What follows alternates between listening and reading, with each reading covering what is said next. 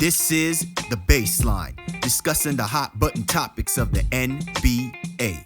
Let me go on record as telling the whole world today, I've got the style and profile like never before. Just like Christmas, New Year's, Easter, the 4th of July, anytime you see the four horsemen together, it's something special. It's a special day. It's an event, if you would. And pal, I'll kiss your boots if you can do it. But to be the man, you gotta beat the man. And I'm saying, right here. It has finally come to fruition.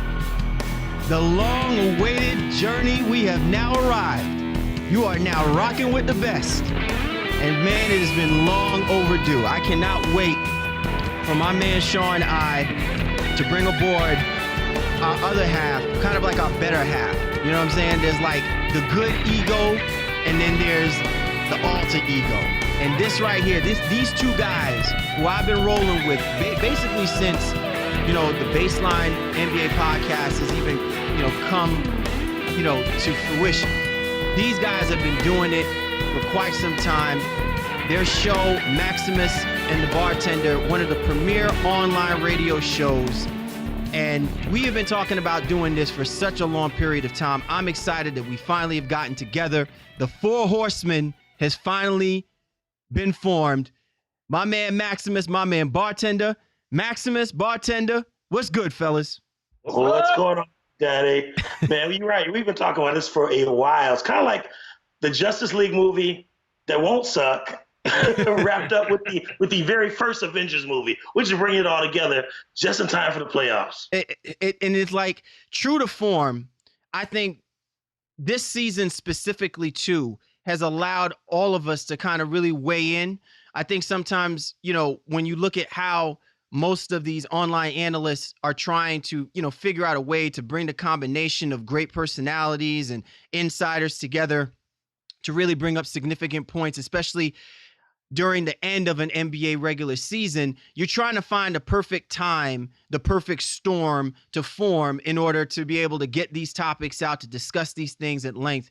And I think that's what makes things, so great about this season in particular. Minus all of the offseason drama, there is legitimate teams that are still playing up until the end of the regular season, and it's teams that we closely cover. Boston Celtics, Indiana Pacers, Chicago Bulls, the Miami Heat, the Portland Trailblazers. So, it's not just about us saying, all right, we need to start talking about playoffs and who's going to make it. It's about dictating and figuring out who actually is going to be in the playoffs. And that's what makes the NBA so great right now, is because not everything is etched in stone. There's still games that have left to be played, specifically in the Eastern Conference.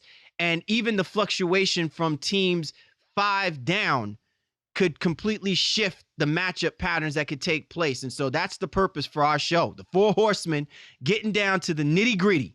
All right. Bartender, my man like Tully Blanchard up in this piece. Warren Shaw, my man like AA Arn Anderson. Maximus, rolling like Ric Flair. And I have no problems with being the Barry Windham of the crew. You know what I'm saying? Right. I'm about the Larry-net. I'm bringing it all together, full circle. So let's. I do have the the flowing curl, the flowing wave in my hair. That's right. I guess this is applicable. You gave us a peek on Skype. You know what I'm saying? Like, that's the reason. You hit us up real quick and then you disappeared like in a flash. Right. I was ready to send you the pink robe, brother. I was ready to send you the robe and have the music blaring in the background for you so that you can have the grand entrance. Unfortunately, I don't have the Jim Ross voice yet, but we're getting there. Maybe a couple of more tandems. We'll get to that point. I had a little bit of a Jim Ross voice going. What was it? Friday night. When I was at a wedding and, cigars got passed around and then whiskey started coming out. It was at a distillery. It came out. So I'm still feeling it a little bit too. And then Stone Cold Steve Austin gave the first toast, right? That's right. All right, fellas. So let's go ahead and get right into it, man. Let's first talk about the Eastern Conference, which clearly is the one conference right now where there are still multiple scenarios that have to be played out. And we can start from the bottom up, because everyone pretty much is secured about who are going to be the top 3 teams in the Eastern Conference, jockeying for position: the Boston Celtics, the Cleveland Cavaliers, Toronto Raptors. And that's all well and good. I think the bigger picture, though, is who essentially these top 3 teams are going to wind up playing. And you have like this cluster of teams, 5 down: the Milwaukee Bucks, the Atlanta Hawks, the Chicago Bulls, and the Miami Heat. And let it be known that while there only still are a few games left, there has not been clear separation. So it really will come down towards the final games of this season to play itself out on where these teams are seated. And then you have a team like the Indiana Pacers that are tied dead last for that 8th seed with the Miami Heat. And so it's just awesome to have Maximus, Bartender. You guys are on. What are your what do you think so far of the Indiana Pacers' chances of being able to knock off either the Heat or the Bulls, maybe even the Atlanta Hawks before this regular season ends? I think the first thing is they got to get healthy. I mean, this team is limping the wrong way. They're 1-6 in their last 7. They're missing Glenn Robinson, Rodney Stuckey, Al Jefferson. They have some big-time injuries, and the starters just haven't been able to keep up defensively. I mean, you're right. They're at the number 9 spot right now, 37-40 going into this. But, man, they got to turn it on, and it's not going to be easy. You got Toronto, Milwaukee, and at Orlando this week alone. I mean, if they don't turn on in the next couple games, you ain't got to worry about playing after the 12th of this month. True indeed. This might be the easiest contract that Lance Stevenson has ever signed, because at the very least, we're probably looking at a 5-game contract. I mean, is that what he's been striving for this whole time? But you're absolutely right, Bartender. They got to get healthy. They've got to get back to playing some sort of winning basketball, because it just has not been there for the last 2 weeks or so. They've been so inconsistent. They had the shootout, the double overtime shootout against the Cavs, and Paul George went for 45 points. It was against LeBron, but I mean they need some help.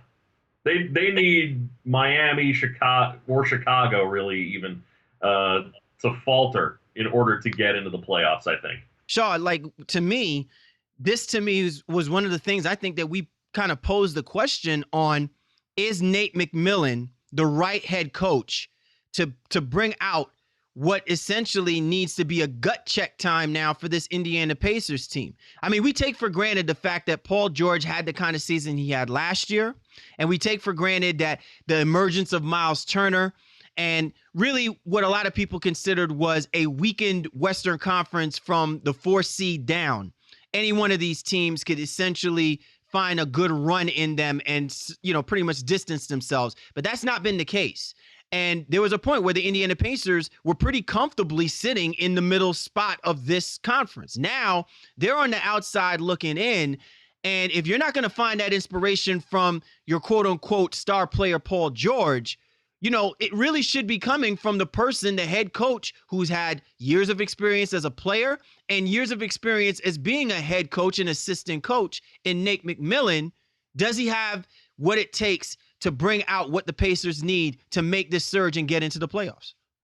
Well, I think you've all touched on excellent points when it comes to the Pacers. Health is an issue. I think it was Maximus who just said, they haven't played defense. Their defense has gone to hell since that. And then you're talking about Nate McMillan. I don't think we can ask Nate McMillan to be anything that he's not. I've told you from this, me. I don't think he's a great head coach.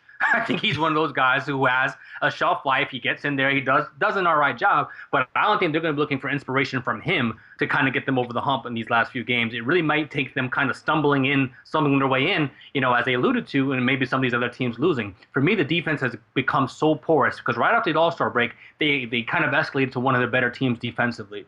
But since I think it's like March 22nd, they have not in any game given up any less than 100 points. Every game, even if they've won, it's been over 100 points defensively. They are not stopping the basketball, and that's a huge problem for them. Paul George, again, he is still a superstar in this league, but there's still something missing for me with him. And they don't have a true number 2 guy to help him out. And he's been passive aggressive all season long in terms of like, well, if I do shoot the ball too much, and then people are going to get on my case.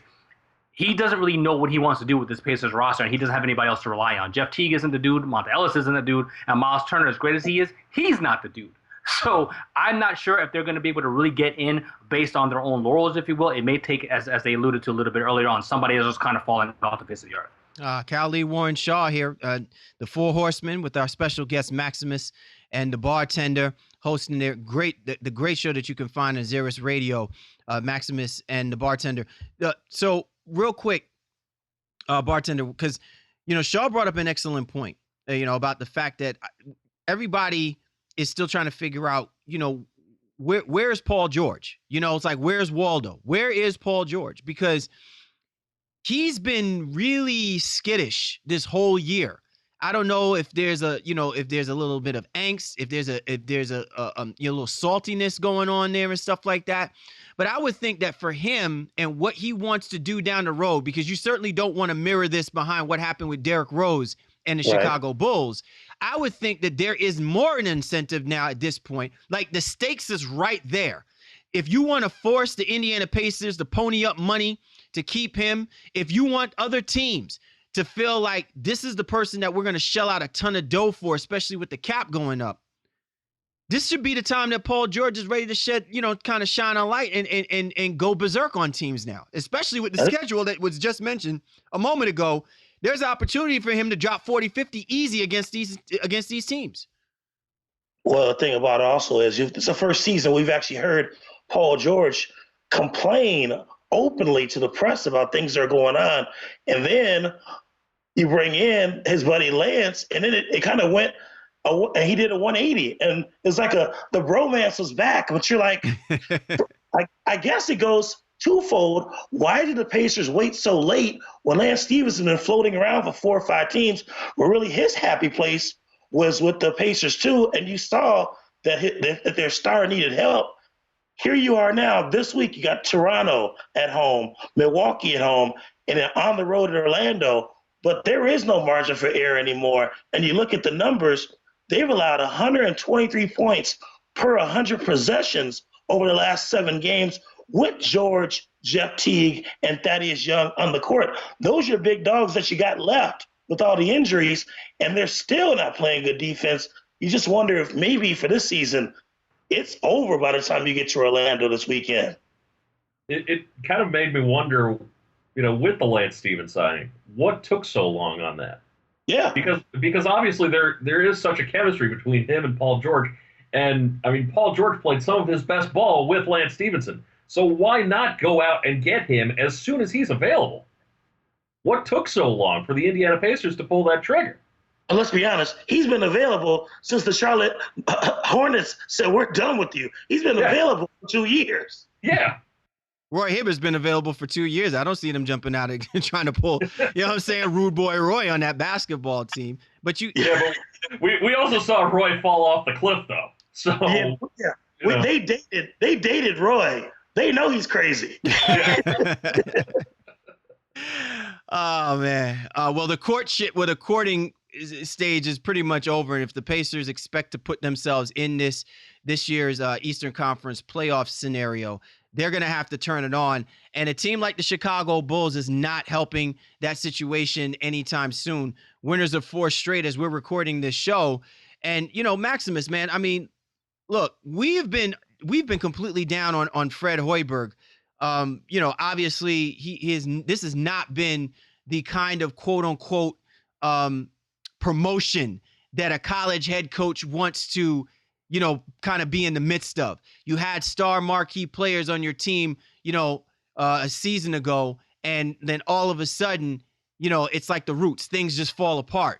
And then now the question is, are you even capable of being the type of head coach that can handle superstar players that are getting overpaid, that are playing, clearly below their expectations of what they're being paid for? But something is flipped. I don't know what it is. Like for real. Like, I guess you can get Rajon Rondo to buy in to the idea that it's worth playing in an NBA regular season, and Jimmy Butler actually is buying in. And I don't know, maybe the thought that there is no Flash Wade and there's the glamour and the glitz of this trifecta that should automatically be in the playoff picture. To me, I'm just thinking to myself, like, wow, what happened to this all season long? Like, we saw it maybe like the first couple of weeks, and now all of a sudden they found their mojo, and they're doing it to really kind of upset the apple cart at the bottom of the Eastern Conference playoff picture. Yeah, let's devolve this a little bit further. I was looking around online, just going down the rabbit hole that I find myself going down, and I see, that Jimmy Butler and Rajon Rondo have actually been doing this thing where they're trying to get like low high fives from the opposing team at the foul line.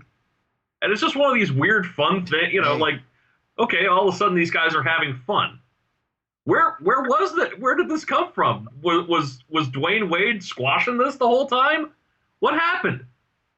Now that Dad's not around, the kids can play. Well, let's look at this too a little bit further.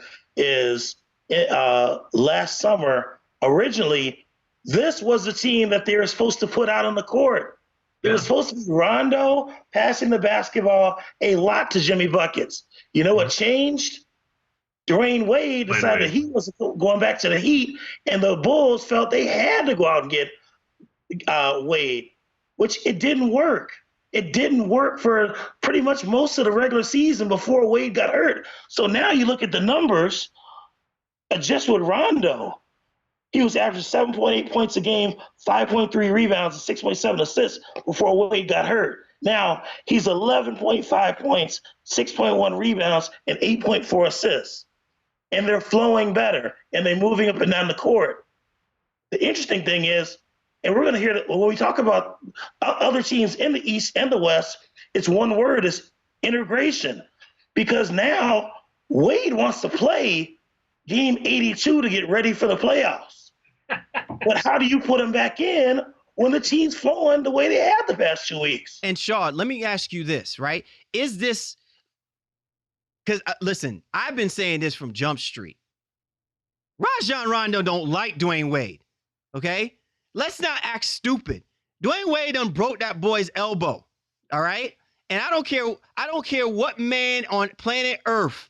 Y'all might be boys. Y'all might be, you know what I'm saying, ha, we cool.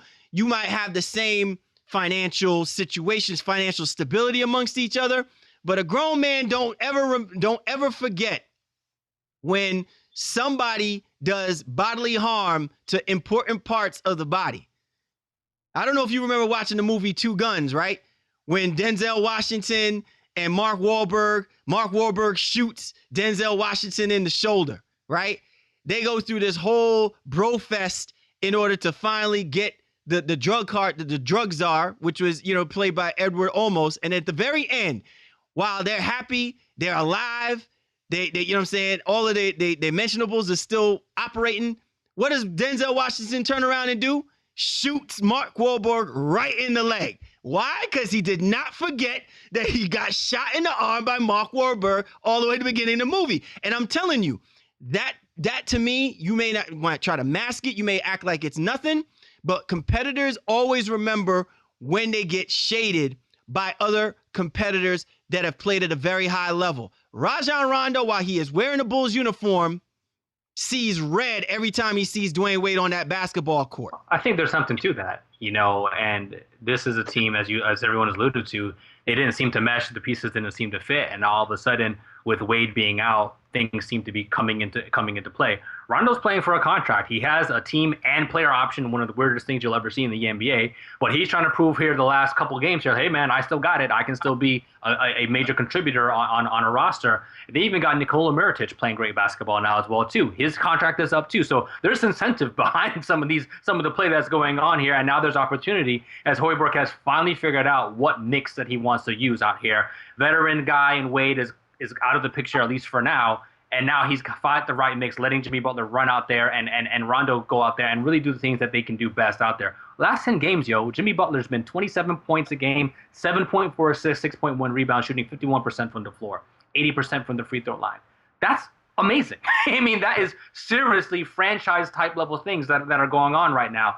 And not to say that Jimmy Butler wasn't great with Wade there, but he's been that much better since he's been out. So I think there is something to the fact that they figured out a way to be better without Wade. And again, they're going to limp their sorry asses into the playoffs and muck things up for somebody else. One thing that we need to talk about too, because we kind of just jumped in with teams that are right there. I was looking at the numbers today. Do you realize the Charlotte Hornets are still in this thing?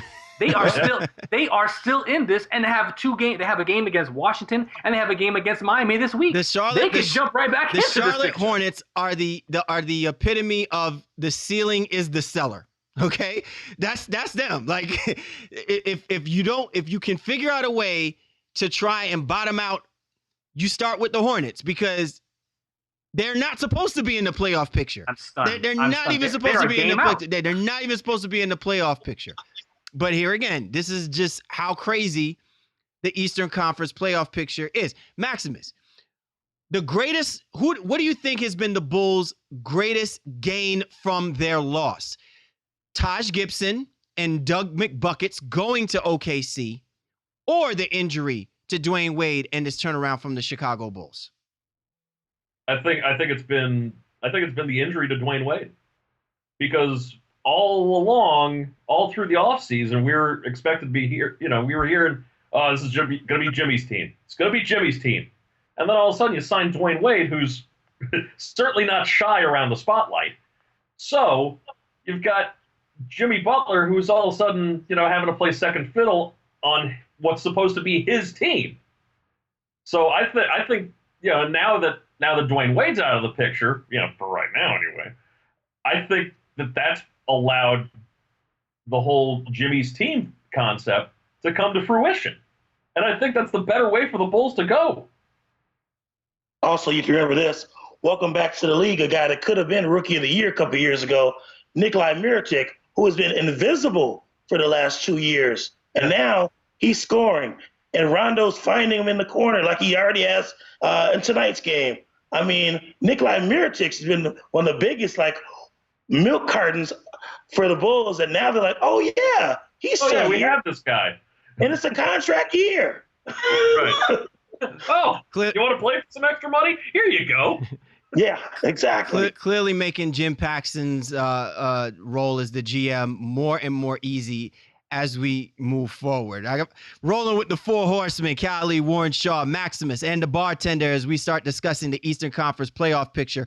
All right, let's go ahead and roll along, right? So the Chicago Bulls, Indiana Pacers, even the Charlotte Hornets. So now where does that leave the teams like the Atlanta Hawks, the Milwaukee Bucks, and the Miami Heat? Because since the second half of the season, all three of these teams have taken significant strides to improve themselves. They're getting a little bit healthier as they go along, but there's still not a level of separation from these guys. Now, the Miami Heat, they can upset, again, the apple cart, but at the very same time, they could easily get knocked off if they start going on a losing streak, which they've lost, they've been 5-5 over their last 10 games. Where do you think the likelihood is that the Milwaukee Bucks can maintain where they are, stay strong, or is there the susceptibility that they can easily fall off, or teams like the Atlanta Hawks? I'm going to start with you, bartender. Talk to me about the Heat, the Bucks, and the Hawks with reference to where they play in this lower half of the seeding. Well, let's look at the trends right now. The Bucks, they've been rolling ever since Chris Middleton, a guy you talked about on our show a few weeks ago, since he's been back with the Bucks. They're 15-4 since he returned to starting lineup. So you got to look at that and say they're real contenders when you look at making the playoffs and even hanging out of that fifth seed. The Heat, there's another trend, 10-21 without Deion Waiters. They get a tough week this week at Charlotte, at Toronto, at Washington. That's going to be tough on the road all this week to try to maintain. And then the Hawks just getting Paul Millsap back. Again, integration comes into play. He was 4-14 on Sunday, his first game back. They need him because they're at home against Boston, on the road against Cleveland, and then have Cleveland again this week. If they want to make any hay and hang on to that sixth spot, they got to win at least one of those two games against Cleveland this week. Maximus, are you buying into the Atlanta Hawks being that type of basketball team that can get the much needed wins for them to stay in that 6th seed? Or are you seeing that same susceptibility of and that level of inconsistency where they could find themselves probably playing that 8th seed? I could totally envision them playing the 8th seed. And I don't know if this is just years and years and years of watching the Hawks underachieve or come up short. But yeah, I could totally see them being undercut by the time the end of the season comes around. I could totally see them being the 8th seed when they should be at where they're sitting right now, the 6th seed. But I mean, the one thing that has Chicago favored is that the remaining 5 games, none of those teams are above 500. The Hawks have 3. Milwaukee has 2. So Miami has 4 games against teams over 500. So I could, like the whole bottom half of the Eastern Conference is in such flux. Who knows where it's going to be in a couple of days on like Friday going into the weekend. We're taping this on a Tuesday, by the way. But who knows where this is going to be, come the weekend. So I can totally see any of those teams actually, with the exception of the Bulls falling into the 8th seed. All right, sounds good. So Shaw, with that being said, like we already know that the top 4 teams, the Boston Celtics, Cleveland Cavaliers, Toronto Raptors, Washington Wizards, it's pretty ironclad that these guys are going to be, they're going to be jockeying anywhere between where they're going to seed themselves as 1, 2, 3, and 4. The Washington Wizards, though, has been the one basketball team that seemed to have gone through some serious struggles. Now, some of it is attributed, obviously, playing against Western Conference teams. They have no We've talked about how they really have no business playing Western Conference teams at the end of a regular season. But that's neither here nor there. What is the likelihood that they can slip themselves up a notch, catch the Toronto Raptors, who have been playing better basketball recently? What's the likelihood that they can probably still find themselves playing as a 3 seed rather than playing that 4 seed and probably wind up being in one of those predicaments playing a team like maybe the Bucks or maybe, the Bulls or the Hawks? Yeah, I mean, I hate to suffer from, recency bias, how teams are playing, but it really is a matter of that. How are you closing out the season? And as we record, the losers of 3 straight games after winning, I think, 4 straight previous to that. But they lost 2 straight previous to that. So they've been so streaky. And Bogdanovich, who was a godsend initially after the trade deadline, he's been injured, been banged up, and he's been having some trouble figuring out, how he can get back into this lineup. Brandon Jennings hasn't really given them much off the bench, at least not as much as they would have hoped. And I really feel like Wall and Beal are just kind of wearing down the last few games here. So they have an interesting schedule where they have 3 away games. But they're all 3 teams that they can beat. New York, Detroit, and Miami. Those are very winnable games on the road, and they have Charlotte and Miami again.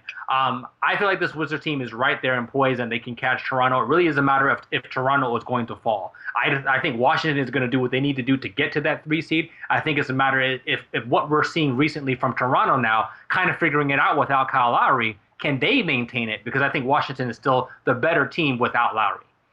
And you're right, Shaw. But here's a question mark right here. Again, it goes back to integration. How is Kyle Lowry being thrown right back into the playoff hunt? They're obviously in the playoffs, but DeMar DeRozan, his role has completely changed over the past month without Lowry. And how do you interject that Lowry, with the dominant ball handler that he is, headed back into the playoffs? It's tough. It's going to be tough for a lot of these teams, including a team that we already seen when we get to them, the Cavaliers, who are trying to integrate 4 players right for playoff time. Oh yeah, I completely agree with you, Bartender. It's going to be interesting. Now, I will say this much. This then also lends to why the matchups for these four teams is going to be pretty important, right? Because if the idea is that you're not going to be able to kind of really test the waters in that first round properly by trying to, put Kyle Lowry back into play and kind of revitalizing the chemistry that was built at the beginning of the season when all heads were healthy, it could actually force, Casey to kind of speed things up a little bit in order for them to play at a level that's going to allow them to make the run that they made last year. So Maximus, and to me, this is going to be my next question. I'm glad you guys brought this up. So, Maximus, let me ask you this question. Of the 4 teams, right, who needs the home field advantage the most when you look at the Celtics, Cavaliers, Raptors, and Wizards with the way that they've been playing over the last month or so? I want to say Cleveland needs it the most. There's something about Cleveland when they just don't pass the eyeball test with me when they're on the road, and they're so. I've noticed this. They're so inconsistent on the road sometimes. I think Cleveland's the one that needs it the most. Wow, really? So even with LeBron James and the confidence of being the defending champions, they need that home field advantage. I think so. I really do. They've 19-19 on the road compared to 30-8 at home. I mean, that's and granted, everybody's going to be around a little bit above around 500 on the road. That's just kind of normal, unless you're the Knicks. But it's 19-19 on the road. They're supposed to be a better road team, and for some reason they're just not this year. So I think it's Cleveland that needs it the most.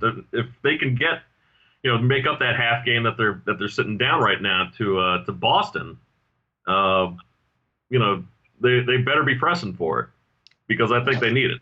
Wow. I think also more than anything, it gets them out of that second seed, gets them into the first seed, because I don't think the Bulls have their number for some reason.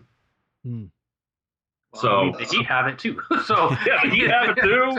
But I think ultimately they can top the Heat. But I mean, there's something about the Cavs and the Bulls. I mean, the Cavs have lost to the Bulls. They got swept by the Bulls this year. By the Bulls. So, well, that's happened before, though. The Bulls have done wonders regular season against the Cavs, and they gotten swept out of the playoffs by that same Cavs team. But I do agree with you that the Cavaliers do, while they're trying to still put all the pieces back together, because, again, the roles changed for LeBron and Kyrie Irving. They had to shoulder more of a load while J.R. Smith was out, and then Korver went out, and there's no backup still for Tristan Thompson, because Andrew Bogut played the greatest 6 seconds in NBA history and got hurt. But it would behoove them, only because historically teams play better, the benches play better at home than they do on the road. The Cavs need to get right, and the way that they can do it is by getting home court advantage. Well, now you see, that to me is the part that I find very interesting in your justification for why the Cavs need the home field advantage. Because, Shaw, all throughout this year, we talked about whether or not the Boston Celtics are going to do what's necessary to put themselves in the best position, to have the best opportunity to make this type of run, because of the failed attempts by Danny Ainge at the beginning of the year to trade and get themselves another marquee player, and only settle for signing Al Horford. The opportunity during the trade deadline to make a play for either a Paul George, a Jimmy Butler, and a litany of other type of available players that were on the trading block. And now you look at this Celtics team, and while we're enamored with the fact that they are the number one team right now as we're recording in the Eastern Conference, you still get this feeling of sensation that doesn't mean jack squat, because of the fact that any one of these teams in the lower seeds could knock off the Boston Celtics. And here we are, the Four Horsemen, talking about how the Cleveland Cavaliers need home field advantage more than the Boston Celtics. Right. So I don't think this is something that's going to cause a split here, and we're going to have to form a whole new world order or whatever. But I do disagree that Cleveland. Talk to me, Hollywood Shaw. Talk to us now. What's up? Because I think we all see, looking at the eye test, if you will, with Cleveland, we see that something is off there, and maybe in the back of our minds, like, they have the switch, maybe they can flip it, but you're still a little bit concerned. But to me, if you're looking at the NBA holistically and in terms of all the teams that are going to be in the playoffs, Boston and Washington are the two teams that are going to have home court advantage that people would not be shocked if they ended up losing in the first round. Not be shocked. Now, again, obviously, if Cleveland lost in the first round, Golden State, Houston, San Antonio, those teams losing in the first round, that's world shattering. But if Boston or Washington lost it, it would not shock a lot of people. We would so break Stephen A. Smith's heart. Like we disappoint him so badly for something like that. Heaven forbid. I mean, because his eyes all glassy for the NBA Finals. He's already got that on lock. You know what I'm saying? Makes our discussion right now irrelevant because he's already got the Warriors and the Cavs. So let that not ever happen, Shaw. Don't talk such blasphemy when it comes to something like this, right? But it brings to light the bigger picture in terms of a team like Boston who has not, as currently constructed, won a first-round matchup. They are going to need home court advantage more than anybody else than of the teams that we're talking about. They haven't proven to anybody that they can even get out of the first round. So they need to make sure that they have that and then potentially can have it as long as they possibly can. Because as this unit is constructed, they haven't done anything. So they need that security blanket, if you will, of home court advantage to try to maybe get them over the hump in some of those tight and close game situations. For me, it's easily Boston and now Washington if they can somehow get to the 3 seed as well too, just so they can have it as long as possible. I got to tell you, it's one of those situations where damn if you do, damn if you don't do it, right? If you're the Boston Celtics, you work this hard to put yourself in a position that you're, one, not going to play the Cleveland Cavaliers. And how about this? They won't have to play the Atlanta Hawks, the two teams that knocked them off the last 2 years consecutively. You know what I mean? So, right now, as we speak. But listen, conspiracy theory, maybe Budenholzer is just like, hey, maybe let's drop down to that 8th seed, right? And let's go play the Boston Celtics. At least we assure ourselves a chance to get to the second round like we did last year. I'm just saying. If it was me, and that is what you call tanking. I'm not trying to knock anybody, but of all the teams at the lower part of the Eastern Conference, Chicago is the one that least scares me, and I don't care. I understand that they're playing well and they've figured some things out. I just don't think that's a very good basketball team.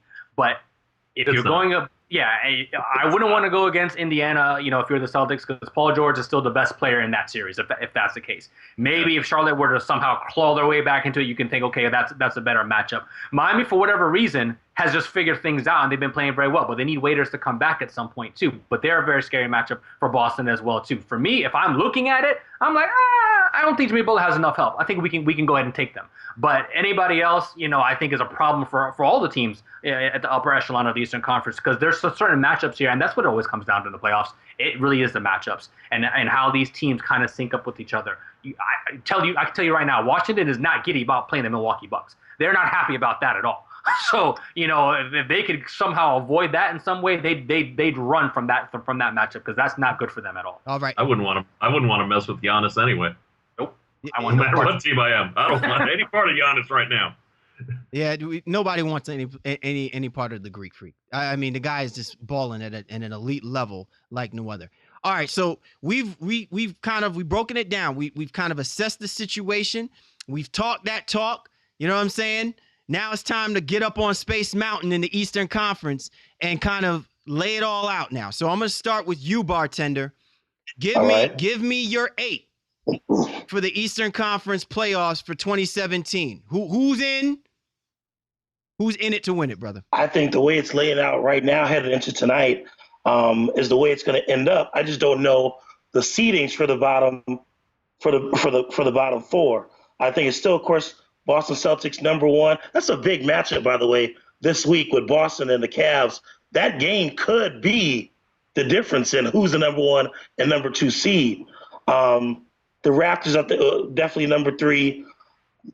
I agree with all you guys. 4 seed, the Washington Wizards, they're playing well enough right now. I mean, they have Charlotte, they have the Knicks, and Miami this week. I think they'll still be right there, #4. Here's where it gets muddled. Right now it's 5 with the Bucks. I could easily see the Hawks, jumping up there. But again, they gotta win one of these games against Cleveland this week, and I don't see them doing it. Bulls, I think, might actually move up to the #6 seed, which I think would benefit them. I say Bulls 6, Hawks 7, Heat rounded out with 8 seed. That's the only changes I'm making to where it's constructed right now. All right, Shaw, how about yourself, man? 1 through 8. I'm going to go. I think Cleveland is going to send one hell of a message to the Boston Celtics this week. I think they're going to kind of put them in their place. I think Cleveland's going to end up taking that 1 seed. I think Boston will end up finishing second. I don't like Toronto's road-heavy schedule to finish off the season, and that's where I'm going to give Washington their just due and maybe end up catching that 3 seed. Toronto ending up at 4. I really do like the Bucks and how well they've been playing. Jason Kidd, coach of the month, all that. Giannis, playing great basketball. I think they end up at 5. That 6 seed, as just alluded to, is where it gets very interesting for me. I'm going to go out and say Atlanta kind of closes that off. And I think Miami gets up to 7, Indiana catches 8, and Chicago falls out. They're not good. I don't care what they're. This is not a good basketball team. Bully with the picks, brother. I think it was Zach Lowe on Twitter was like, yeah, the Bulls are going to Mr. Magoo their way into this thing. No, sir. That cannot be our life. I do not want to see this horrible Bulls team in there in the playoffs. So I'm putting them out and getting Indiana back in this thing at number 8. I was just saying. Oh, I'm sorry. Go ahead. I didn't want them to make the playoffs. As a Bulls fan, I don't want them to make the playoffs because I think this team needs a complete rebuild, reset, including trading Jimmy this offseason. Oh, tough talk from my man Bartender. Drink served. Maximus, where are you at, brother? Yeah, I think Cleveland sends that message to Boston. So, Cleveland 1, Boston 2, Toronto staying at number 3, Washington stays at number 4. I think Milwaukee's got the number 5. And then, yeah, I can totally see Chicago falling out of it, but at the same time, I don't see the Pacers gaining that ground. So I've got Chicago as my number 8. And let's see, what's that leave? Atlanta number 6, and then Miami number 7. So, all right, I got no faith in the Pacers. All right, well, my selections are going to be, I think the number 1 team is going to wind up being the Cleveland Cavaliers. I think the 2 seed is going to be the Boston Celtics.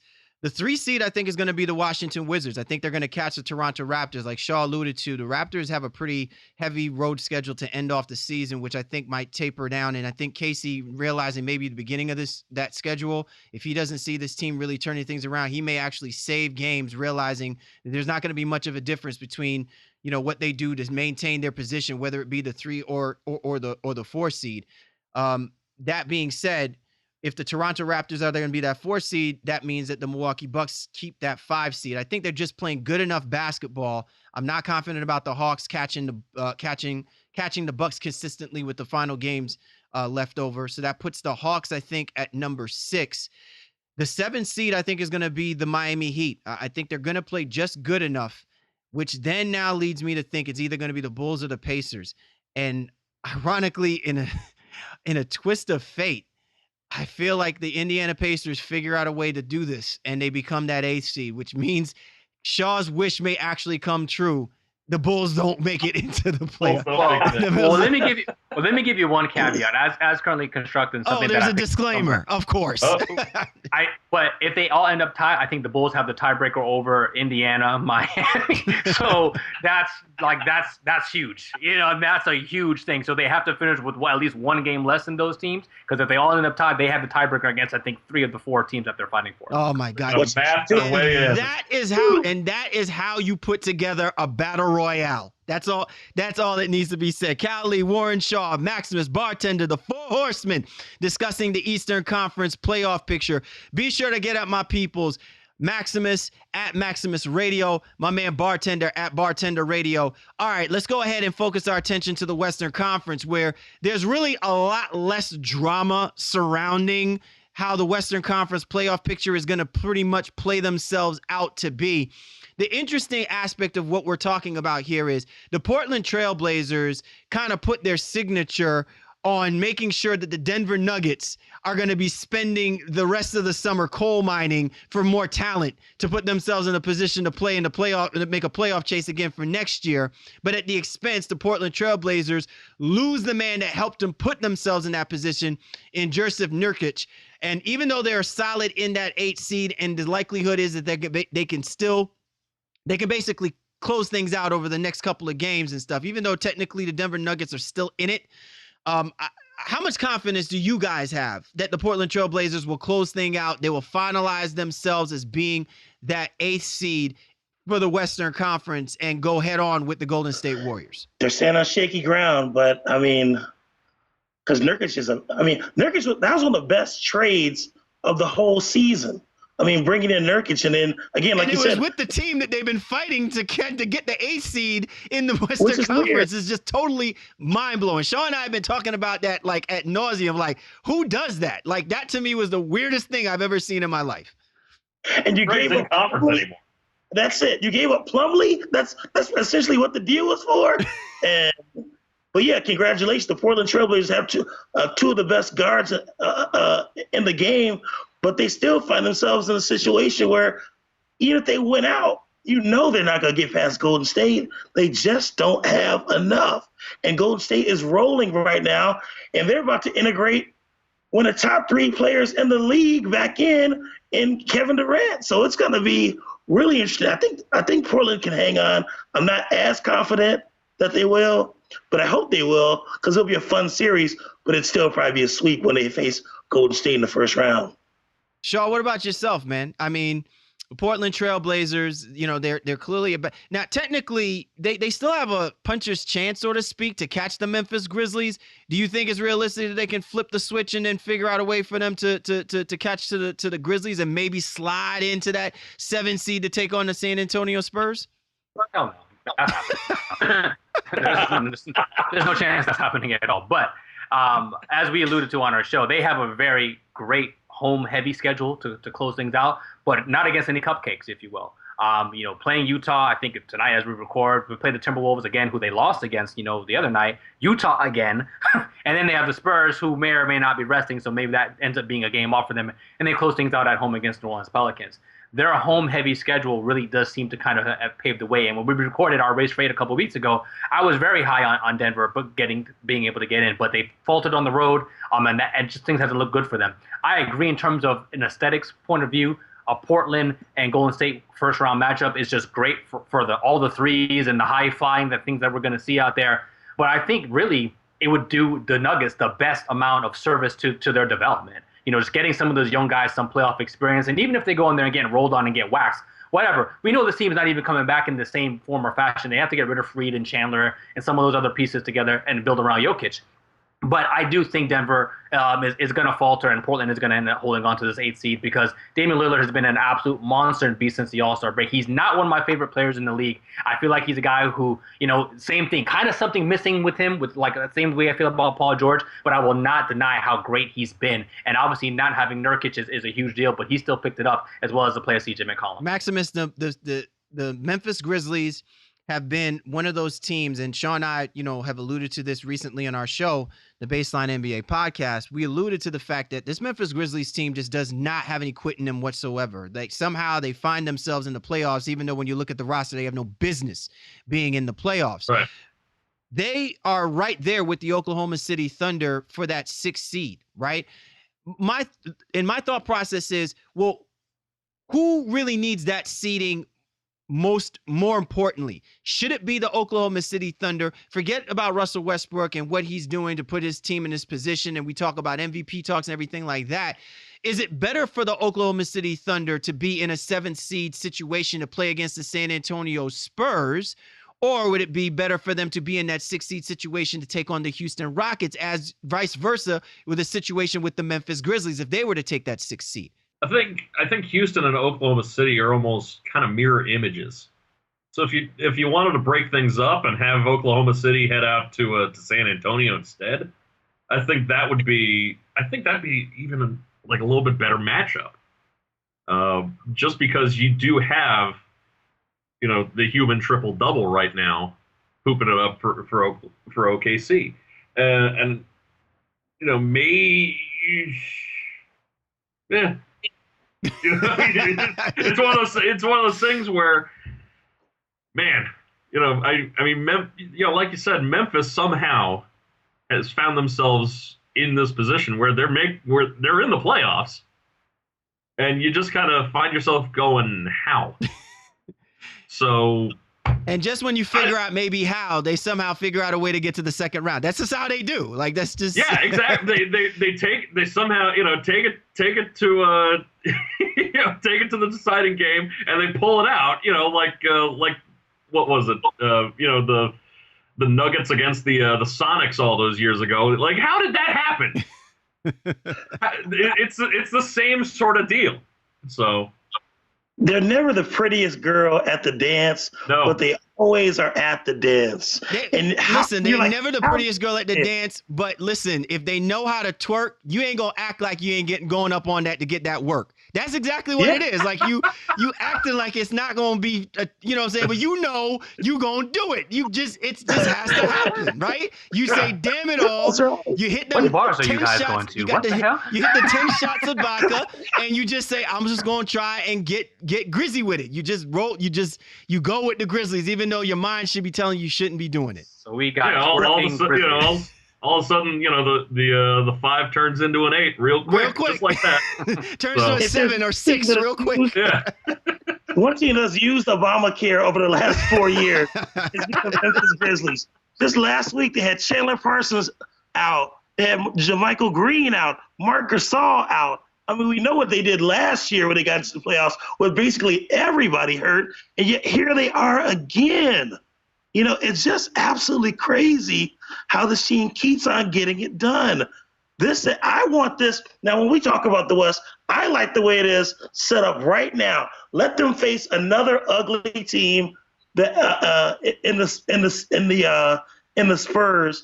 I think it'd be a nice matchup. They may even steal one against the Spurs. Because the other thing is we also will get MVP versus runner-up for MVP in Houston against OKC, which I think is a dream first-round matchup for NBA fans. But yeah, when it comes to the Grizzlies, man, you stick your hat off at how they just continue to make it every year. Oh, there's no question about that. So Shaw, and listen, my man Shaw has been beasting, like fiending. I think he's feeling a little salty about Russell Westbrook because, Russell Westbrook shouldn't be doing this triple-double clip to such a level that they should be really an 8 seed because he wants to see the Oklahoma City Thunder taking on the Golden State Warriors in the first round. But luckily enough, if the Oklahoma City Thunder plays the Houston Rockets in that first round and somehow get past the Houston Rockets, then guess who they get to roll up against? So it's just, anything can happen. All right, so Shaw, here's the thing. Utah Jazz and the LA Clippers. Funny enough, these teams are running with identical records that are going to pretty much hold down the 4-5 seed. So who needs home field advantage more? There was a time when we talk about the LA Clippers with some level of confidence. They should be a second round Western Conference Finals type basketball team. Maybe, just maybe, we have tapered down our expectations of this team. And maybe we've accredited the Utah Jazz as being that damn good right now that it doesn't matter if they're on the road or home team if they're playing against the Clippers in the first round. Well, I think that you hit the nail on the head to some degree there for me specifically, because this goes back to what we had talked about in the Eastern Conference a little bit too. Talking about which team needs home court advantage more, it's Utah. They haven't been here before. We've seen them coming now for 3 years. Like, okay, this is going to be the year. Okay, no, next year, that's going to be the year. This year is finally the year where they are solidified. They're going to be in the playoffs, but now they have to get there and do something in the dance. And I think the home court advantage is very important to them because the Clippers are a veteran team, and I think the Clippers are that type of team. Just when you write them off, oh man, we're tired of seeing the same old story. That's when they come up and bite you in the ass. And I feel like Utah is really going to be in for a rude surprise if they take the Clippers lightly. And I don't think they can. I don't think they will because Quinn Snyder is a very good coach. He's going to have them prepared. But if you're asking me which of those two teams need home court advantage more, it has to be the Jazz because they haven't even been in the playoffs. Wow. Nice stuff, Shaw. I like it. All right, Maximus, I'm about to put you in the figure 4 leg lock now. About to put you in the figure 4, baby. Golden State, San Antonio, Houston, and Utah. Shaw's alluded to the Utah Jazz definitely need home field advantage, right? At least in their first round. So if you are the Golden State Warriors, the San Antonio Spurs, and the Houston Rockets, which of those teams do you have the utmost confidence that if it came down to winning a crucial game on the road, they have what it takes to get the job done? Who needs to sustain home field advantage out of those teams more? The I fracture. said the figure four. I said the figure four, not the sleeper hold, man. Man, this, Like somebody tripped him as he was going into the ropes. I'm reaching for the ropes just right like, now. Yeah, you know. Oh, tag team partner. Bartender, you gotta count it. You gotta count it, bartender. What's up? I don't think Golden State has anything to worry about whether it's on the road or at home. It's kind of frightening now that they get Kevin Durant back, man. That they're trying to take our four horsemen, mantra, right? They need to stay with their three. They don't need no four. There's only one four horseman on the microphone tonight. So let's just make sure we keep get that set on the record. So yeah, I mean, they've only won 11 straight without one of the best basketball players on the planet. What? How does that happen? But I think San Antonio needs it more. I think San Antonio needs the home more, just because. A little bit older team, less travel. That's really got to be the only way for it. I mean, Houston, bunch of young guns really. I think San Antonio needs it more. I'm going to tag team with you, man. I mean, you know how the Four Horsemen is. If it's not AA Arn Anderson and Tully Blanchard, the other tandem would be Barry Windham and Ric Flair. I'm going to jump in. That's right. And I completely agree with you. While the San Antonio Spurs have looked like the type of basketball team that you don't want to face in the playoffs, they are still that basketball team that for some odd reason, especially odd years where the talent seems to manifest in this idea that they should be playing for an NBA championship, they somehow fall short. Whether it's a question of injury or just a question of just real befuddling losses that they take. And I think when they have that home field advantage, when they're assured that final game can be played at the Alamo Dome, all right, or at San Antonio, or AT&T Center, whatever you want to call it, right? Because they've been doing this for years and years and years. Right. The San Antonio Spurs are one of the strongest teams. And that's the reason why they've kind of built up that whole assertion that if you're a Western Conference playoff team, you want to make sure that you have home field advantage throughout the playoffs and leave no room for error to give the Spurs a chance to do the unthinkable. So that to me is why I feel like the Spurs probably need it more than anything, because there's confidence with the Golden State Warriors. They bring their game, whether it be on the road or at home. They've been doing it really for the last 4 years, and they have the talent to do that where it's really just on them. The Houston Rockets, they're gonna put on a show regardless of where they are. It doesn't matter. I mean, it could be pavement game at Rucker Park. They're gonna put on a show. Exactly. So and sometimes that's exactly what you want and exactly what you need in order to kind of get that essential win. The Houston Rockets are kind of like the baby brother to the Golden State Warriors. I mean, so they'll bring their game on the road. I mean, it doesn't always mean that they're going to win. It's not absolute. But I'm not completely enamored about the Houston Rockets having home field advantage, because it's kind of like it's two extremes with them. They're either going to show up or they're not. And that's kind of like how it is with James Harden. James Harden, if it's MVP like type play in a critical game, they have a chance and they likely could probably win it. But it wouldn't matter if they're on the road and to me, the Utah Jazz, I just think are a more solid basketball team. And I don't know, maybe I'm not giving as much credit to the Los Angeles Clippers. To Shaw's point, they haven't been there before. But I will say that the Utah Jazz, I have more confidence that they could probably play adequately on the road in that first round than I would say about worrying about what they do anything beyond that. So to me, I think it's crucial that the San Antonio Spurs have that home field advantage, especially if they're playing up against teams like, say, the Oklahoma City Thunder or the Memphis, or the Memphis Grizzlies, wherever that type plays it out, because either one of those teams can be a matchup problem for our San Antonio Spurs team, say, in the first round. So that to me is pretty much an interesting thought process within itself. All right. So one of the big go ahead, Matt. Go ahead, bartender. I was going to say, one of the big signings, that you're going to see log a bunch of minutes off the bench. So we talk about how bench play is important, especially in the playoffs and especially at home, is the Paul Gasol signing. Here's a guy on the downside of his career but he's been in this situation before. He's won championships, and him being that third option coming off the bench as a big man could really help them get over the hump. That's something they didn't really have last year because Tim Duncan, he was gassed out by the time they got to the playoffs. Oh yeah, no question, no question. All right, so let's go ahead and let's round it out, right? So, you know what, Shaw, I'm going to start with you. What do you have 1 through 8? Your Western Conference playoff picture. I mean, we know the top 3 seeds, and nothing's going to change there. So Golden State's going to be 1, San Antonio's going to be 2, Houston's going to be 3. I don't like Utah's schedule to close out the last couple of games here. They're playing some really, really tough opponents, and I think they may stumble a little bit, especially playing a very hungry Portland team twice, who's trying to fend Denver off as that 8 seed. So I'm going to go ahead and I wouldn't say go on a limb. I'm not that crazy, but I think the Clippers are going to end up catching Utah for 4. Utah ends up slipping down to 5. I think OKC holds on to 6. Memphis is going to be 7, and it really is just going to be the way things are currently. And Portland's going to end up with that 8 seed. The only change I really have is the Clippers catching the Utah Jazz for the number 4 seed. All right, Bartender, talk to me. I told you guys, I wanted to stay exactly the way it is. Keep and I agree with it. Just hold it. Yes, just hang on. Because the Utah Jazz, who they just got Sheldon Mack after he's out of rotation for the last 3 months.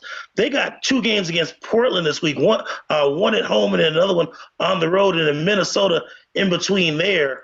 But I want it to stay right where it is. I'd love to see the Golden State number 1 against number 8 Portland, Utah Clippers. That could be I think Utah could take the Clippers. Matter of fact, that's why I want to see that matchup. Of course, the OKC first team to 112 wins each game in the Houston OKC matchup, and then of course the Spurs against the Memphis Grizzlies. They're going to duke that one out. But I want it just like first team that. 82. Only 112? Only that's what I said. I mean, because you know Russell Westbrook is going to get a quadruple double. So I don't know why y'all. It's going to happen at some point. Something's going. It has to. Right. Exactly. Maximus, holla at me. What's good? I think for the most part it holds sway. I could see the Clippers edging out the Jazz for the 4 seed, but otherwise I see the way it's set up now. I that would be fine with me. He's like, man, I'm surprised, man. You're like the Ric Flair of the crew, and you're a man with little words. So He became like That was like he became like mute Sting. Remember when Sting? I mean, it's sitting like here with a bat in the raft. exactly, like, you know what I'm saying? Maximus just comes down from the Raptors and says, "Warriors," and then leaves. Yeah, this guy's some face paint and a bat, man. Like that was wild. All right, so here's my 8. Look, Warriors, Spurs, Rockets, 1, 2, and 3, no question. I'm going to agree with Shaw. While I think that the Utah Jazz, I think, has as good a shot as any to knock off the Los Angeles Clippers in the first round, I'm more confident they're going to make their best play to try and keep the 4 seed. I just think that the schedule is a little too tough for them to sustain that as they get to this stretch. And who knows, maybe recognizing that there's not going to be much distance. If, again, it's like the Toronto Raptors. If Snyder starts realizing that nothing is going to change and they're not going to, it's not worth the effort of struggling to try and keep that home field advantage in the first round, he's got to feel confident that his team is going to be able to win some games in a row. And look, that's how you win in the playoffs. You got to win on the road at some point. So he may taper it down based, assessing how these guys play at the beginning of this schedule. So I see the Clippers at 4, the Jazz at 5. I think to your point, I think the Oklahoma City Thunder maintain that 6th position. Listen, Russell Westbrook, a.k.a. Berserko, is going to just continue to do his thing. He's going to break the record. So to me, it's what the incentive is for the Thunder to keep winning games. And the Memphis Grizzlies is always a toss-up, but they'll still hold the 7th seed. And I think the Portland Trail Blazers get in. So this is going to be, while the Western Conference playoff picture seems to lay out a little bit easier, the matchups are just as intriguing as we had been discussing regarding the Eastern Conference playoff picture. What say you, Maximus? I'm sorry, say that again. I'm sitting here looking at the scores right now, and as we stand right now, the Pacers are up 12 on Toronto.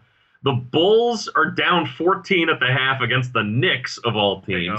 There we go. Yeah, it's just like basically everything I've said the last hour or so has just gone. It's going to, well, listen, I've already talked to people. I'm like, never doubt the skills of the great Calzini. Okay, the Calzini is predicted.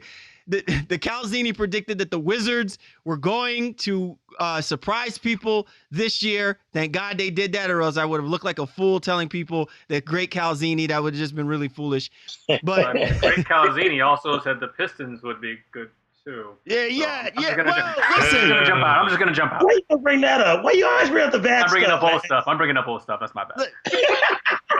Hey, I said that the Pacers were going to be contending for the 3 seed. So right, exactly. Why you say what year?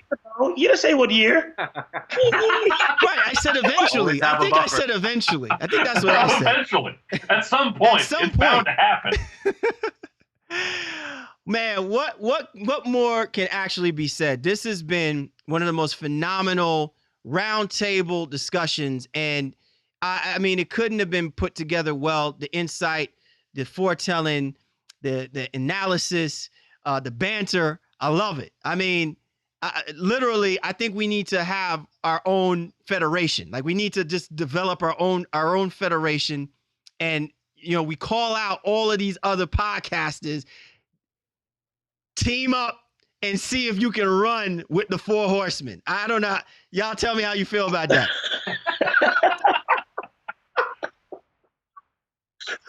That's right. I'm fine with that. I love that. I love that. I hear some of these guys sometimes just making like the most outlandish comment, just the most outlandish things. It's like, I could see Detroit, sneaking into that 8. Right. What? Got your hair. How? That's probably what got your hair all curled up. You know what I'm saying? Messing around, listening to all that foolishness before you decide to jump on the show with us today. It could be. Well, I mean, I think, if we were to be able to form something out there, it would be one of the best things going today, and we'd be able to karate chop some people, slap them across the chest and scream woo as we ride out, because I think this is one of the best shows we've definitely had on our show this year. So I want to thank you guys for jumping on, and great to finally connect with both of you at the same time and show my boy CL a lot of love on your show. So thanks again so much, and hopefully we can do this again really, really soon. Well, we can do it again. I mean, we do have a show next Tuesday. Yeah, we've got it. We do our own thing coming up this next Tuesday. So what does our man Jalen Rose say? Give the people what they want. That's right. That's that. It can happen. All right, so listen, but we obviously cannot properly end the show without getting the patented woo. So we gotta run it down the line. Shaw, you gotta spark it, man. You gotta spark it. 4 Horsemen style. Give me something. I'm not gonna woo, but I will say this: whether you like it or you don't like it, learn to love it, because it's the best thing going today. Oh man, bartender, hit me, baby, hit me. What's up?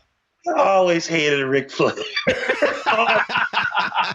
Always hated him. We'll continue to hate him, but I'll give you the whoa one time. That's it. Hey man, listen. When it comes to the Baseline NBA podcast, Maximus and the Bartender, we are the Rolex wearing, diamond ring wearing, kiss stealing, wheeling dealing, limousine riding, jet flying, son of a gun, and I'm having a hard time holding these alligators down. Woo!